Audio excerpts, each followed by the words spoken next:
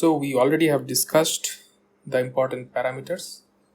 One of the important parameter is GM value. So we have seen what is the GM value for our transistor and how to calculate the GM value in this. And the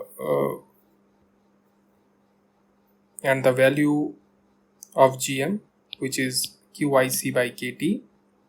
So we have derived this equation from the fundamental definition, and then we have seen the limitation of a common emitter amplifier. This is the circuit wherein we used an DC bias voltage along with an AC component superimposed on it, and we have seen that for that if we solve this total current, or if we find out the total current, we see there are higher order components. In fact, the higher order components remain in the AC part of the signal as well. So it is very important to get rid of this higher order signal, otherwise you may get no gain, because you may enter into the saturation if your IC is very high, or if you enter into the region wherein there is no gain. So for that purpose, what we have is Vin should be very, very less than Vt. So Vt is your limitation of your circuit. So your input signal should be very less than the Vt value. Vt value here is the thermal voltage. Please don't confuse it with the threshold voltage of CMOS. This is thermal voltage, which is equivalent to KT by Q. So the VT40 equal to 300 Kelvin. The Vt value is around 26 volt. I repeatedly am saying that it can be also considered at 25 millivolt. 26 not volt, it is 26 millivolt. Okay, it can be considered as 25 millivolt as well for the sake of calculation. Okay, so this is what we have seen. Now, apart from GM, there is another very important parameter, which is bandwidth. Now, bandwidth depends on capacitance as well as resistance of the different resistances of the transistor BJT. Now let us see what are the resistances available in a BJT. So whatever resistance or whatever capacitance I am going to discuss are all internal, they are not external. So you first have to know what are the internal resistances. Based on that, you can put some external resistance to for whatever purpose you want.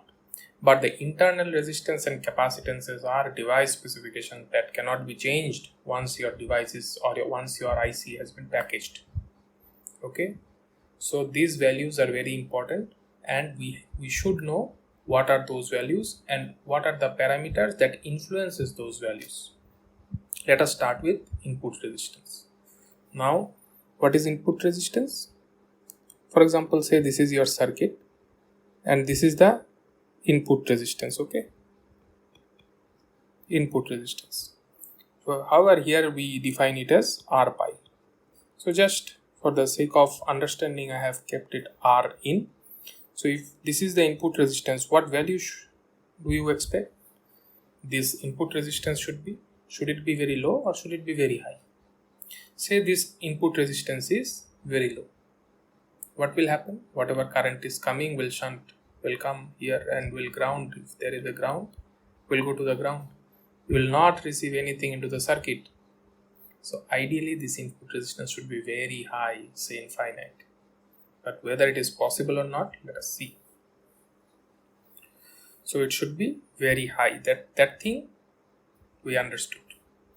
Now let us start with the basic equation IC equal to beta IB. Now from here you get IB equal to 1 by beta into IC.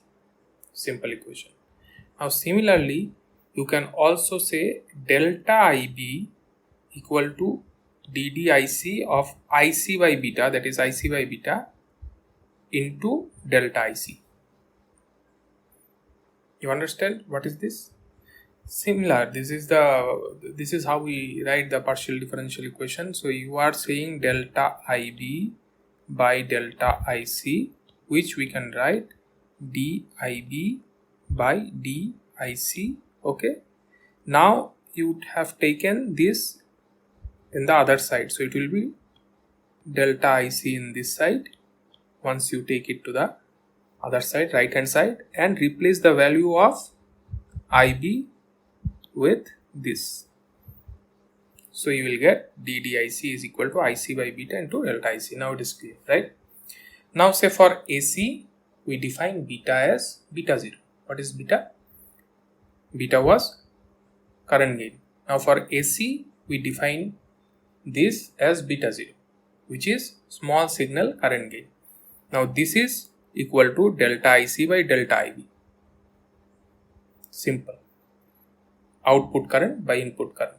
So it is AC delta IC by AC delta IB, because this is small signal current gain. This is DC beta. This is AC beta. Okay. So if you replace the values, then you will get DIC of this thing, because delta IB by delta IC is equal to this thing, and here it is the reciprocal of the same, so we have minus 1 here. I am repeating again, delta IB by delta IC is this value, but here it is delta IC by delta IB, not delta IB by delta IC. So you have this value here, and this is reciprocal. Is that clear? Now if your beta is constant, you can take that beta out of this expression, this differential expression. If your beta is constant, that means it is not changing with time. In that case, you will find beta is equal to beta 0. So this is important to understand. Your DC beta is equal to your beta 0, small signal current gain. They are actually same, provided if your DC beta is not changing with time. Now there must be some situation where DC beta changes. What are those situations? Your DC beta will change if there is a fluctuation in temperature. So if there is a fluctuation in temperature, it will highly influence your beta. Apart from this, your beta may also change if you increase IC, right? I think we have this.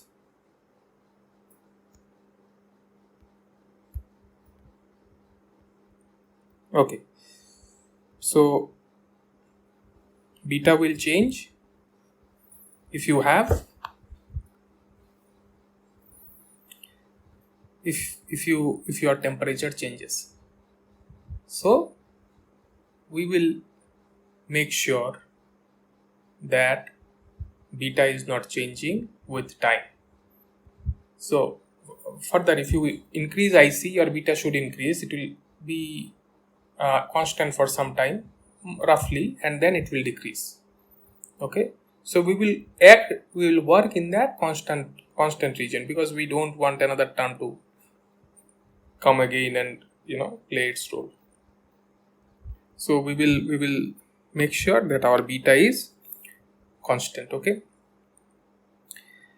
now we understood if our beta is constant, we can interchangeably use beta and beta 0. Now the input resistance can be defined as V in by IB. V in is input voltage, IB is input current. So input voltage by input current is your input resistance.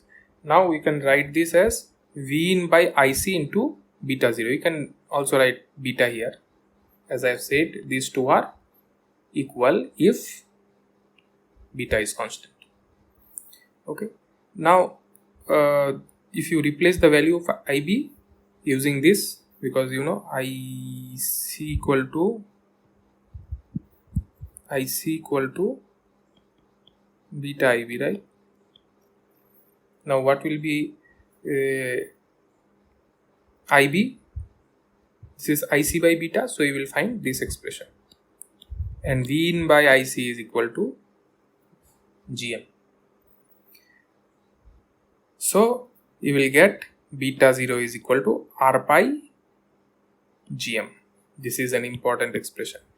Beta 0 is equal to R pi GM. At the same time, if you replace, say, IC by IB is equal to QIC by KT into R pi, right? Why? I have just replaced the value of GM here. Beta 0 is IC by IB, right? Here it is. Beta 0 is equal to IC by IB. I just have shown. See here, beta 0 is equal to IC by IB. So IC by IB, I have replaced beta 0 is equal to GM. GM value is QIC by KT. We have shown QIC by KT. Let me show you.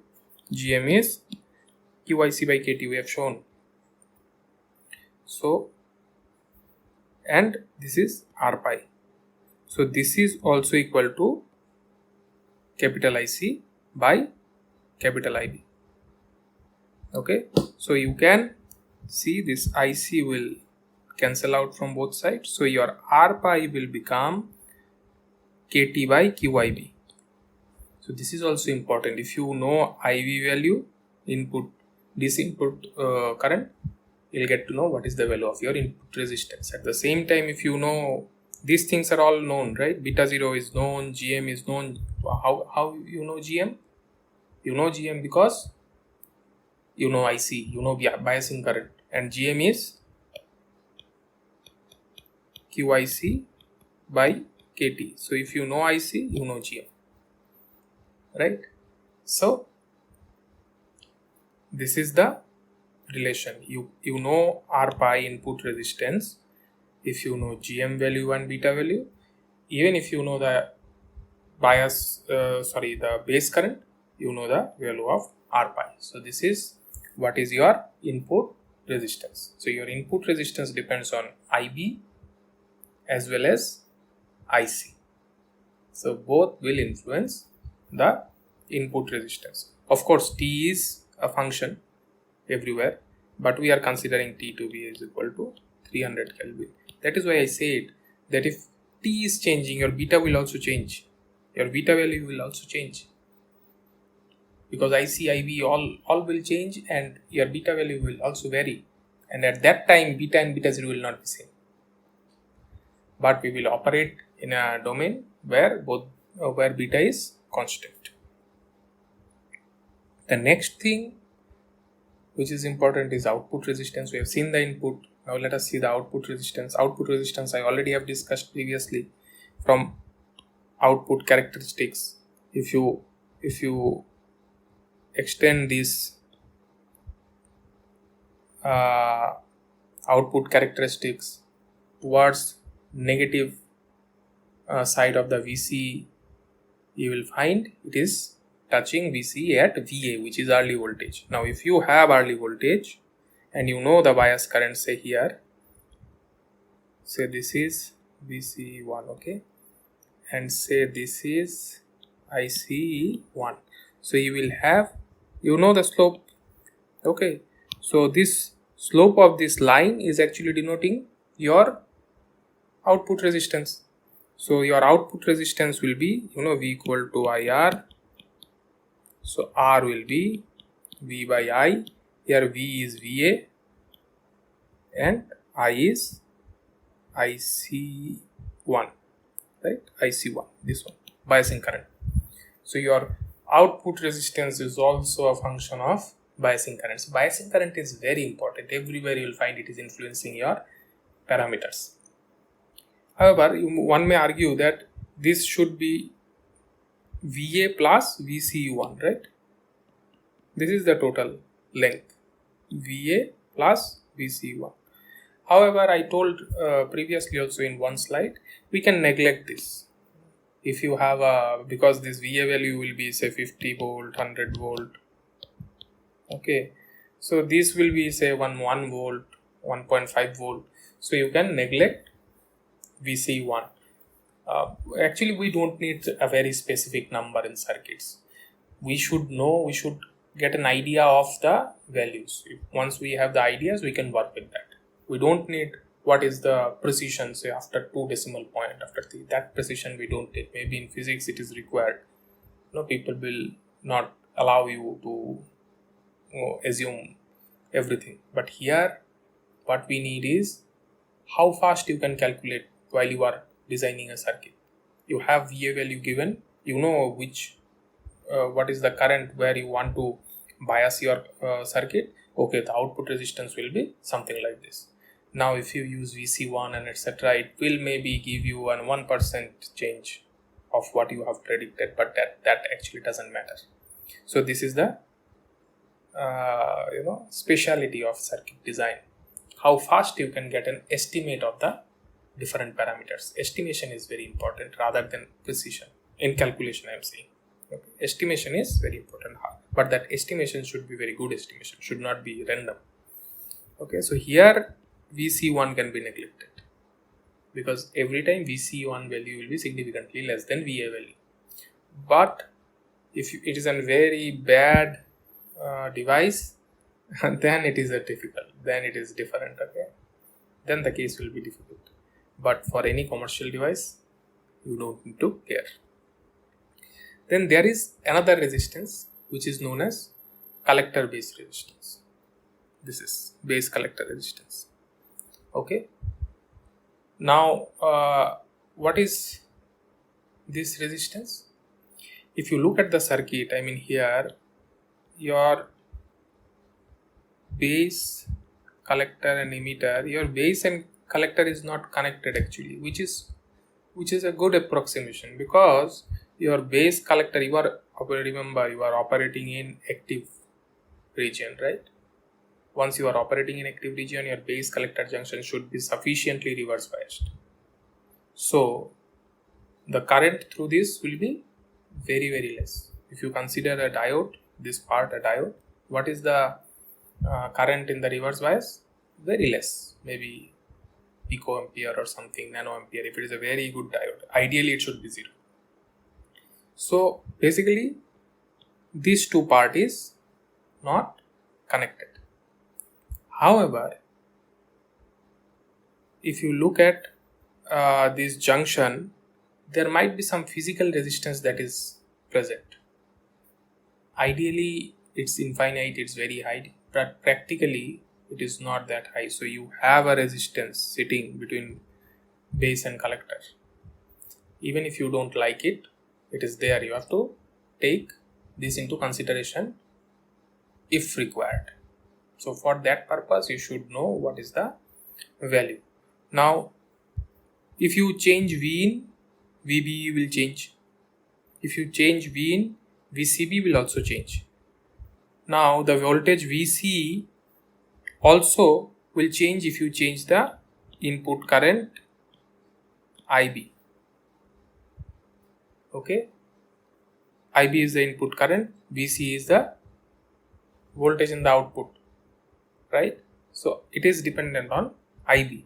So the output or this collector base resistance R pi is defined by change in the VC divided by change in the IB, which is basically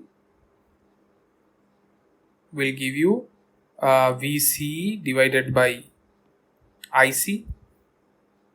So what we have done is we have added del IC here and del IC over here to give it to make it more make it equal to certain parameters that we know already. So VC by IC in AC terms it is equal to R0. Just now we have seen del VC by del IC is equal to, or VC by IC is equal to R0. So this term is R0 and IC by IB or del IC by del IB is equal to beta 0, small signal current gain, which is also equal to beta. But as we have used the AC term here, we are using beta 0. So your R mu, somebody can write it in caps also. So your R mu is actually R0 into beta 0, output resistance into the current gain, small signal current gain. So what is the typical value of this? Say if, for example, here if your VA is 100 volt, for example, and if your IC is 1 milliampere, what is your output resistance? What is your output resistance R0? It will be VA, that is 100 volt, divided by 1 milliampere, which is 100 kilo ohm. However, ideally it should be even higher, but it is currently 100 milliohm given these two values. Now your R0 is say 100 kilo ohm, and how much is beta 0 typically? Say 100, 150, whatever. Let's take it 100. So it is kilo ohm, which is equal to around 10 mega ohm. So tens of mega ohms that is sitting between B and C. So it is quite a high value. So do you think we should consider this resistance over here? As of now, it is okay not to consider. You can keep it, or you can treat it as a open circuit. However, certain cases, if it reduces, it will come into the picture. We will see later if it is important then. Okay. Then there is another term which is known as figure of merit. A figure of merit is a parameter which you will find in the data sheet of different amplifiers. So which is defined as KT by Q into 1 by VA. Now put IC here and IC here again, just to express it in terms of some known parameters. Now KT by QIC, you know, it is 1 by GM, and IC by VA is your 1 by R0. So this is 1 by GM and this is 1 by R0. So your GM R0 is 1 by eta. Typically the value of eta is you will find it is very low, and it is good if your eta value is smaller. Smaller the eta, better is the device. So at t equal to 300k, the value of eta will be typically say 2.6 into 10 to the power minus 4. So it is 10 to the power minus 4, 10 to the power minus 5. The smaller the value, better is the device performance. And there is the calculation, typical calculation that I have done previously, that if you consider VA is 100 volt, IC as 1 milliampere, you will find your output resistance is around about 100 kilo ohms. So this value is not very high, maybe a higher value is desirable.